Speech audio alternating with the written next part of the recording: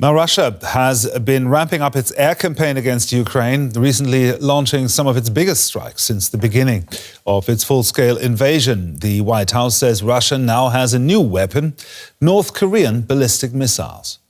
Our information indicates that the Democratic People's Republic of Korea recently provided Russia with ballistic missile launchers and several ballistic missiles.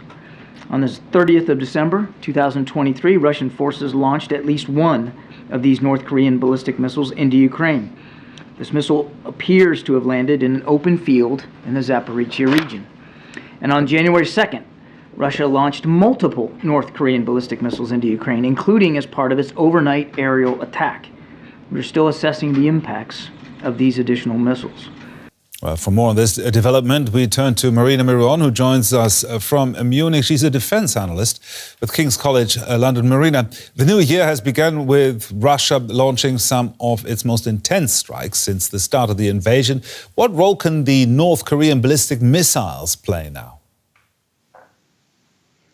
Good evening, Gerhard. Well, obviously for Russia, it makes a lot of sense to buy North Korean ballistic missiles because it can strengthen the arsenals that Russia already has, and it might be faster and cheaper to procure ballistic missiles from North Korea than making them domestically. And specifically with this new wave of strikes that we're seeing, for Russia, it makes a lot of sense to get missiles from elsewhere so that it doesn't have to expand its own missiles. And obviously, there are also speculations that Russia might be soon getting some from Iran as well.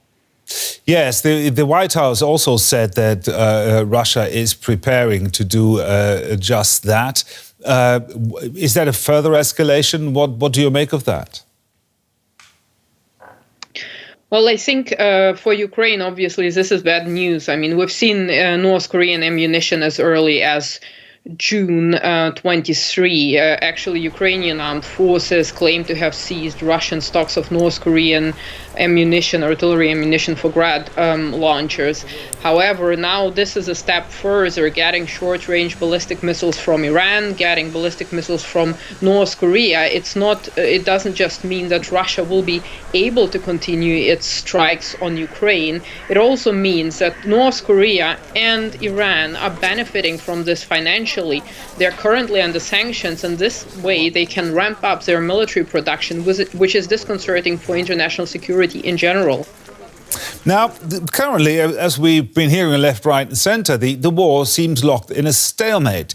Will these weapons, this additional supply of weapons that Russia opened up, will that make a difference?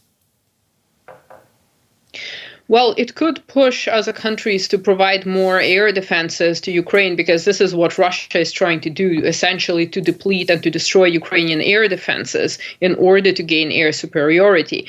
The problem is that both the US and the European Union are failing to agree on a specific numbers that they will be providing to Ukraine. And another problem is also the global supply chain and the availability of those ammunitions needed by the Ukrainian armed forces. So even if money is provided, the material might not be there. So regardless of the decisions, we shall see how it all unfolds and what the West will be able to provide to Ukraine, or what will be willing to provide to Ukraine.